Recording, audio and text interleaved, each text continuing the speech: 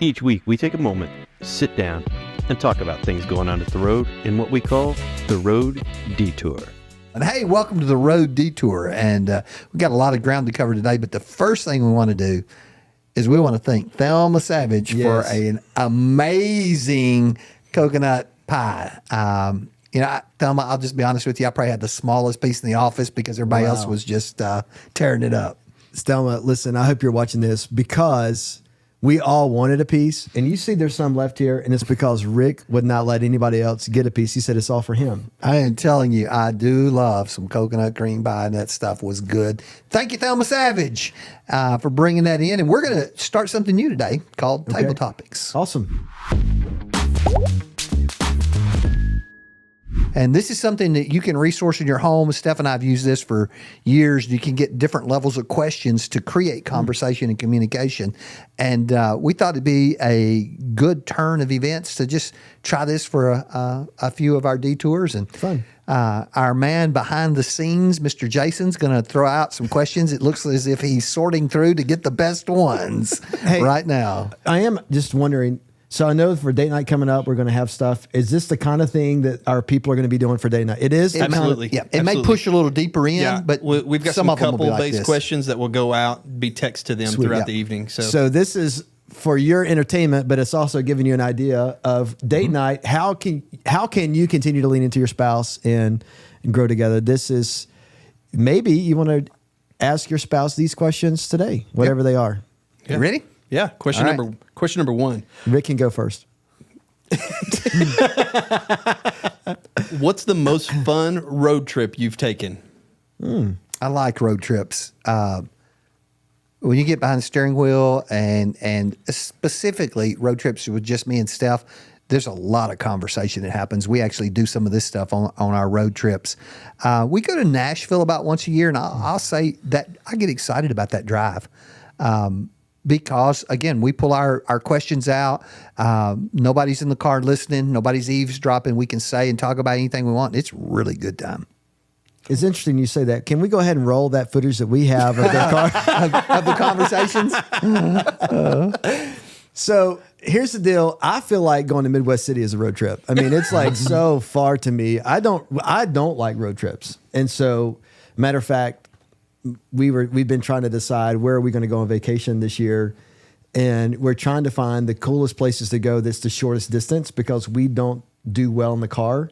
And right now my mom rides with us, and so that's 2 cars. So it's just a lot going on. So do you prep up everything for a road trip? Like I clean the car up. I want the car clean. Yeah. So I need my car clean, which is why I don't normally let the twins ride with me because they're a mess. Like there's And so Allison's car is normally way dirtier than mine because she has the kids more with her. Right. And so it's a little bit dirty. And that bothers me. So I need my car to smell good and look good. And like Deion Sanders, then I feel good, right? So we'll have a snack bag in the car? We do that. Now, a pillow and a blanket, man. So when we go, so I will say this, like, that's kind of a lot in the car. But 7 hours would be the most I really want to go, which I think 7 to 8, I can get to Galveston in 8, which for us, we would make at least 2 Buc-ee stops on the way. So when we can stop and get out and we have fun, but as a rule, I don't love road trips. Maybe I'm not ready for my kids to leave home, but I am excited for when it's just back to Allison and I getting to do things like that. So I went and preached over in Memphis, just outside of Memphis, church in Colliersville, and a buddy of mine invited me over to talk about mentoring, and the whole family went. The whole family in one vehicle. We had to rent a 15-passenger van. Did you like it? No. Because it's like being on a school bus, right? Yes. See, that's how it feels like with us. It was a lot of noise and everybody doing their own thing and a lot of mess, and then you're driving the most uncomfortable vehicle ever created by man. So when we go somewhere, it's 8 of us, right? So Allison, myself, 5 kids, and my mom, and it can just be a lot. Yep. All right, next question. Yeah. What's the best deal you've ever received? The best deal? I know you like a good deal. Listen, I purchased, and if the folks that are out there listening that I did this at a garage sale, it's just a couple weeks ago, Steph knew these people, walked up. I'm looking around, and they have this toy on the ground that rolls, and stuff just moves in and out and up and down all around. And I thought, it's made out of wood. I thought, this is the craziest thing I've ever seen. The kids would like it. And the guy says, it kind of sticks a little bit. And so I think I can fix it. And I took it home, and I got to look at it, and I think, man, it was from FAO Schwartz. Oh, right? That's fun. And he said, my daughter's 35, and she got this when she was a kid from, her uncle. Yeah. And I Googled that thing. The thing, I paid $2 for it. It was $100 on Etsy. What? Yes. And Like it was called the New Neat Toy is the name of it from FAO Schwartz. And when it's like a little kid thing, like one of those little lawnmowers or one of those things you roll and the balls all bounce around in it. But it's made where these wooden pistons go in and out and up and down. And so it's about that wide. And our grandkids think it is the coolest thing ever. Huh. I'm a deal meister. You will find me often at the Goodwill in Midwest City. That's funny. Yeah. Garage sales, love it. So, kind of in that vein, I guess the most recent best deal, I have a yellow sweatshirt that I wear every once in a while. And I forgot the name of the store, but it's like half off. Half of half. Yes. Yeah, half of half. Where's it at? Tell me how to get. The one in Oklahoma City's on South Side off 240, I 240. think. Yeah. Yes. Okay. And it's like $145 sweatshirt that I paid $3.99 for. Yep. And so, it was on clearance at this half, and it's really comfortable. Doesn't that feel good, though? It does. This is difficult because I don't like to spend much money, but when I see such a good deal, You can't pass it up? You can't afford not to. Yeah, I'm not addicted to stuff. I'm addicted to deals. And it really is true. I love a good deal, man. I wish, this is kind of random, and I do want us to get back to the questions, but I just read that gas is supposed to go up another 50 cents today. Oh, I hadn't heard 50 that. cents today. Up to $6 in California, and I wish gas would go on a good deal. That's Is it my because point. of the conflict in Israel? No, I don't. So actually, this said it's because they're switching over to summer reserves, which I didn't even know that's a thing. You heard of that? I'm restraining comments that would otherwise get Matthew in trouble, probably. Somebody in trouble, probably me. Not me. I don't say anything that's inappropriate. Yeah. One more. Here's a loaded Okay, question. Sure. Who's the best boss you've ever had? Oh, my goodness. Allison. That's a great answer. That's a great answer. Stephanie, yes. That's a great answer, man. That's great. Well, what we really want to talk about today is our next series coming up. It's called Warrior, and it may be just a little bit different than you think. The subtitle is Because There Are Some Things Worth Fighting For. We write questions for our small groups, and one of the questions is what are you willing to fight for? Wow. You're willing to fight for your marriage, for your kids' eternity of your friends, your time with God. And when you really break life down and start asking that question is, what am I fighting for? And crazy thing is we fight for the wrong stuff a lot of the time. Yeah. And I think one of the things I'm excited about, because I've got a little preview from what we talked about earlier today, is that, right, when we think of fighting, it's easy to start thinking about fisticuffs, right? But I'm not going to fisticuff my son. Right. So how am I going to help fight for my son if this is not what we're talking about, right? And so learning that is key to family success and even relationship success with my kids. And we're not talking about spiritual warfare, although this may include some spiritual warfare because we are in a spiritual war. We're really talking about an attitude about life of what am I willing to experience pain for. I have a series of statements that the warrior will choose purpose over pleasure. He'll choose pain over comfort for the purpose of winning the war that he is fighting.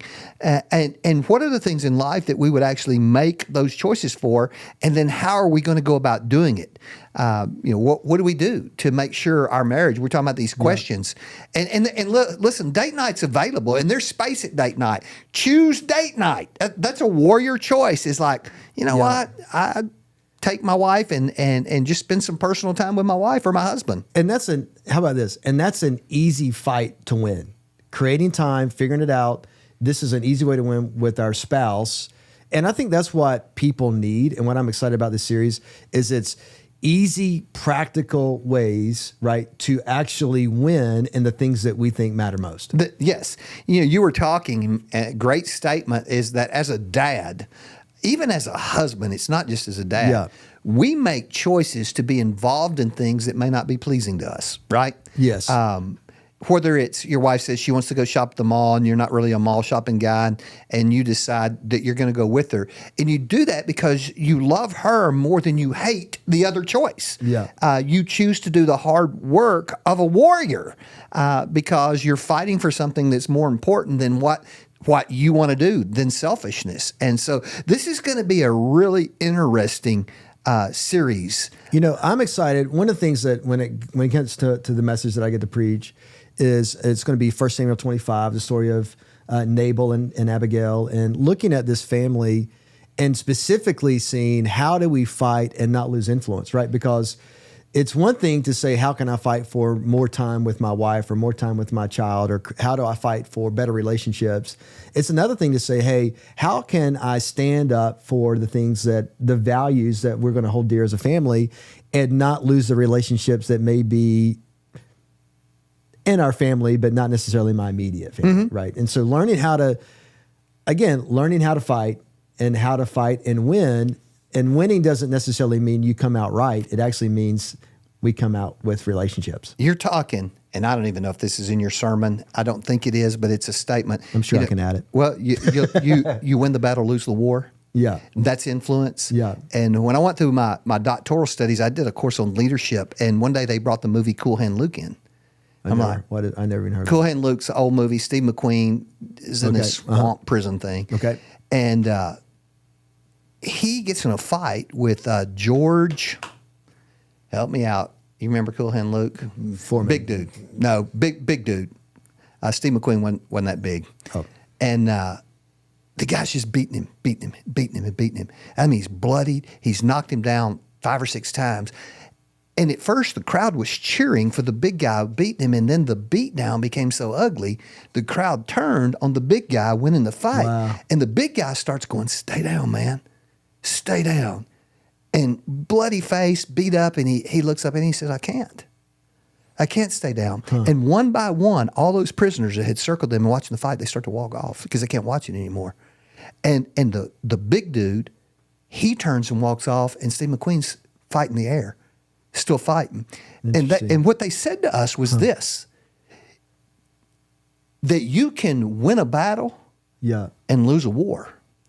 And that the big dude, he won the battle, but he lost the war of influence over all those other men. Because and it's the same thing with what you're talking about. You can win a conflict with your wife or your kids and lose the battle for your family. Right. Yes. And that's true at work. That's true everywhere for us. Well, that's the thing. I can force my kids to do something and win in that moment, but now I've lost future close relationships by how I handled that one particular moment. So we're excited about that. This will be good. We want to encourage you. We've had fabulous attendance. We're so excited about our people and our church, and that you guys have bought into what's happening. Yeah, and it is so exciting to think about. I've heard this statement around our office a lot lately is,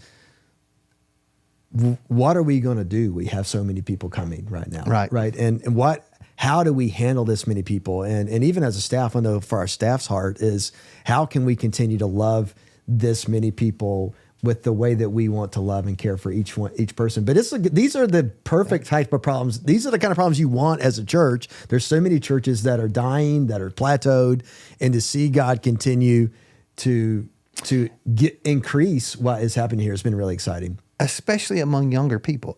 And that's a phenomenon that it's encouraging. I'm not sure I understand it, but our young adults, young families, that it just continues to amaze me that God brings so many of them and plants them here, and they grow and they do family here. Yeah. I think the thing that I have believed so much and I'm experiencing with our church is that it's one thing to ask people, hey, invite people to church. But when people begin seeing the life change that we're experiencing, that our families are seeing, that our men are seeing, that our women are seeing, it's easy for them to want to come and be a part. And I Sure. think that's what's been happening It's contagious. lately, is that specifically the amount of families that are coming in that I get that privilege of talking to, the amount of men that are saying, hey, my life is really different. This Bible reading plan changed my life, or this, Connect group has changed my life. These, whatever it is, right? They're coming in, life has changed for them, and people are noticing, and they're thinking for the first time even, maybe this can happen to me too. The guy from Missouri talked to you Sunday? His family's moving away from here. He's been coming down here for years to see his kids. Oh, that was like 2 weeks ago. Yeah, well, he was here he was? Sunday. Oh, Yeah, I didn't see him. He was here Sunday, but just they're about to transition to where he won't get to come because they're going to move to Georgia. He's mourning it, And actually. yes, he's grieving the fact that I won't get to come be a part of this from Yeah. Missouri. And it's like, you can watch online. It's not the same, brother. Yeah. Hey, let me ask you this in the same vein. Why do you think we are experiencing the growth and influence and favor that we're experiencing? If you're watching this, you clearly are invested in some capacity. Right. That what's happening here. Why do you think we are seeing the amount of life change that we're seeing? What do you think that is? I think it's because, again, people are engaging in Scripture in much more depth than they've ever done. Ever. We're going to talk about that Sunday. We are. It makes a difference. Doing the does. work of biblical knowledge. Yep. Yeah. I'm excited That's a about it. warrior's job. Hey, you're going to give away a book? Oh, yeah. So here's the deal. I read this book recently, Like a River, Granger Smith. He's actually coming August 24th to Man Night. You can sign up TheRoad.tv/men for you guys that are wanting to come to be a part here. Granger, if you haven't heard of Granger, you maybe have heard of Yee, right? And that's his clothing brand. But he talks about his story. He's got an awesome story. Amber, his wife, came and did the Women's conference. that was here. When was that? A month ago? Oh, 2 months? goodness. Testify. Testify. And I can't Anyways. remember the actual dates. And First weekend of March. I didn't get to go. I heard it was awesome. And based on this book, here's what I can say. Their story is a great story, very heartbreaking, but about how Granger and Amber began to overcome, more Granger than Amber, but how he began to deal with the significant loss of his son. It is a brutally honest look at loss, grief, some addiction. And so every time I buy a book, I normally buy 2 or 3 copies because I feel like if I'm going to read it, then I'll get other guys to read it. I read this book. I liked it. I'm excited for him to come and share the story. And what I thought, if you are interested in this book, how about by Sunday, I will have somebody in our office pick the winner, and I will give you this book on Sunday. Show up Sunday or Wednesday if you're not going to be here So Sunday. how are they going to ask for it? How do they get in that? Comment below. Yeah, comment below why you want it. How about that? Comment the word river. Yeah, there you go. Comment the word river if you want the book, and then one of our secretaries will choose somebody. Perfect. And Yeah, that way it's not in my hands. Somebody else can choose, and then we'll give you this book. And it's a good book. I literally it took me 4.5 hours. I read it all in one afternoon. So I gave it to my wife, and she read it. It was fun for us to talk through it. But it's a great book, and I would encourage you. I'm a fan of reading, anyways. So it's time, brother. yeah, You know what? what? For more pie. Thank you guys for joining Yes. us on the road detour. We'll see ya either Wednesday or Sunday. Yeah. Hey, listen, real quick. If you want us to love you as much as we love Thelma, then bring us a pie. See you guys.